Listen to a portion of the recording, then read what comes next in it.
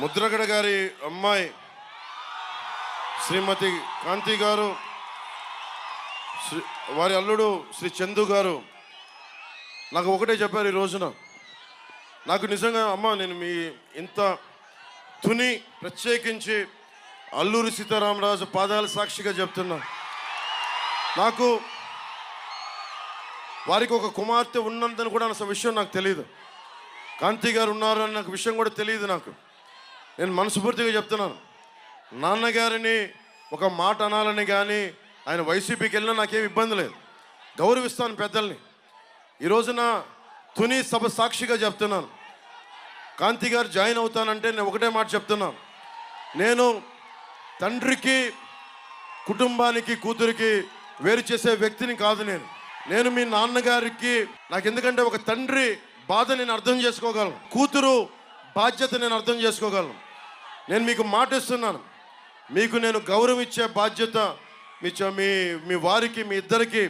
కానీ ఈరోజు నేను మాట్లాడి మీకు కండువా వేస్తే, నేను నాన్నగారిని పెద్దవారు 10 మాటలు అంటారు, పెద్దలు ఏమంటారు 10 సార్లు తిడతారు, మనల్ని భరించాలి మనం. భవిష్యత్తులో నేను మీకు ఈరోజు మాటిస్తే, ఇంత పెద్ద మనసుతోటి కాంతి గారు ఇచ్చారు. ఆవిడ నా సోదరి, మా ఆడపడుచు. నేను మిమ్మల్ని ఎన్నికలకి వాడుకున్నాడు పవన్ కళ్యాణ్ జనసేన అన్నది కాకుండా, మీరు నన్ను మీ ఇంటికి తీసుకెళ్ళండి, మీతో పాటు అప్పుడు నేను మీ ఇంటికి వస్తాను. నేను మిమ్మల్ని తీసుకెళ్ళి, ఎందుకంటే మన ఎన్ని గొడవలున్నా మనం వచ్చి కూర్చొని ఆయనతో మనం విభేదించవచ్చు, అభిప్రాయ భేదాలు ఉండొచ్చు, పాలసీ పరంగా విభేదాలు ఉండొచ్చు, కానీ వేరే పార్టీలో ఉండొచ్చు. కానీ నేను ఇచ్చే గౌరవం అందరికీ, పెద్దలందరికీ ఇచ్చే గౌరవం. మనం కలిసి ప్రయాణిస్తున్నాం, కలిసి ఉండాలి, విడిపోకూడదని కోరుకుంటున్నాం. నేను సగటు రాజకీయ నాయకుడిని కాదు, నేను మీ ఇంటి వాడిని, మీ కుటుంబ సభ్యుడిని, మీ సోదరుల్లో ఒకడిని, మీ అన్నదమ్ముల్లో ఒకడిని, సాటి మనిషిని, మానవ హక్కుల్ని కాపాడుకోవాలనుకునేవాడిని. నేను ముఖ్యంగా సోదరి కాంతి గారికి, వారి శ్రీవారు చందు గారికి కూడా ప్రత్యేకించి నేను మాటిస్తున్నాను, మిమ్మల్ని అందరి కుటుంబ సభ్యులతోటి మిమ్మల్ని తీసుకెళ్ళి అప్పుడు నేను జనసేనలో మిమ్మల్ని సంపూర్ణంగా ఆహ్వానిస్తాను.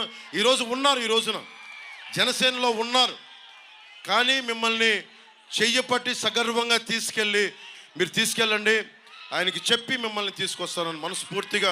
ఇక్కడ మీరు బాగుండాలి, తల్లిదండ్రులు దీవెన ఉండాలి ఎవరికైనా. సోదరి కాంతి గారికి మనస్ఫూర్తిగా మీ అందరి తరపున ధన్యవాదాలు తెలుపుకుంటూ, నేను కులాలనే కలిపేవాడిని, పార్టీలనే కలిపేవాడిని, కుటుంబాన్ని వేరు చేస్తామా? కుటుంబాన్ని కలుపుతాం. ముద్రగడ గారిని, కాంతి గారిని కలుపుతాం తప్ప మనం కూర్చొని వేరు చెయ్యం. అలా పరిస్థితి ఎప్పుడు తీసుకురాం.